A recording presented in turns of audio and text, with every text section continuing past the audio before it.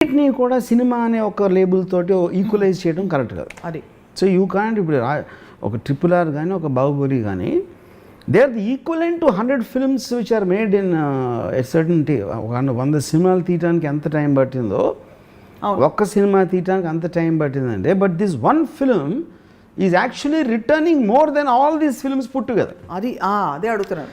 ఇప్పుడు James Cameron ఉన్నాడు. James Cameron Titanic తర్వాత he took 12 years to make his next film Avatar. You know that is his choice. Correct. నేను building కడితే తాజ్మహల్ కడతా, లేకపోతే రెడ్ ఫోర్ట్ కడతా, లేకపోతే 200 floors బిల్డింగ్ కడతా అని ఒక పర్సన్ విజన్ అవ్వచ్చు. నేను 100 చిన్న ఇళ్ళు కడతానని ఇంకోటి విజన్ అవ్వచ్చు. So there temperamental difference of the two people. So when you observe this as an so ఇప్పుడు ఏంటి, మీరు ఎకానమీలో కూడా చూసుకుంటే ఇప్పుడు ఎంత ఖర్చు పెడుతున్నావు వేరేగా, దాని నుంచి ఫైనల్గా ఇలా వస్తే ఎంత వస్తుందని ఆ క్యాలిక్యులేషన్ మరి చేస్తారు కదా వాళ్ళు కూడా. అవును.